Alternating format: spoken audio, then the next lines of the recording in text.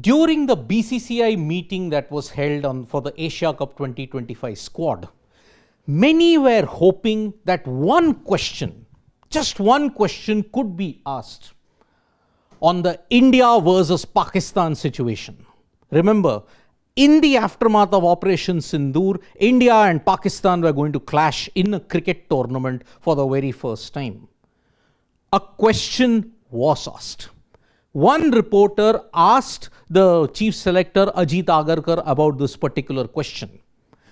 Ajit Agarkar was going to say something, but then a BCCI representative, well known to all of us, Agarkar was about to say something when a BCCI representative intervened and silenced him. Later on, you can hear him in the backdrop of that press conference. He said that representatives said questions related only to team selection. Thus, a reporter asked the question. The representative who was there, he said no questions related to India versus Pakistan, only questions related to the team selection. The diktat was clear. The same tactic used, dodging questions related to very touchy topics, and that has not gone down well with social media in a lot of ways.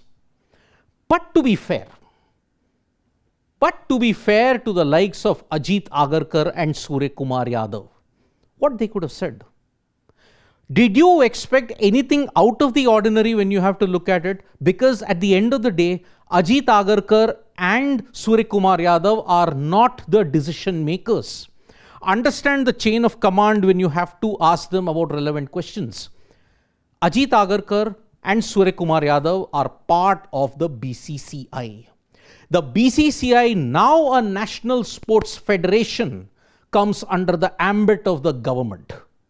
The question, yes, agreed that a question should be asked, but one hopes that in the future, all questions are directed at the government, because the final decision to play doesn't rest with the BCCI, it rests with the government of India.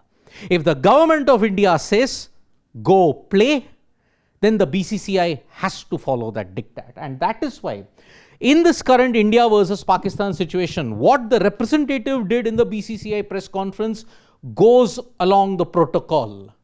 Yes, it was related to the Asia Cup squad selection, but you have to also understand the reporter's situation. The reporter had his duty to ask about India versus Pakistan, which got shot down. Now, whether that is good or whether that is bad, that we are not getting into, for one simple reason. Throughout this entire period of 26 years, when has the BCCI or the government of India taken a hard stance to not play Pakistan? In the middle of a war in 1999, you played Pakistan. That was in an ICC event. After the Mumbai terror attacks 4 years later, you invite them for a bilateral series.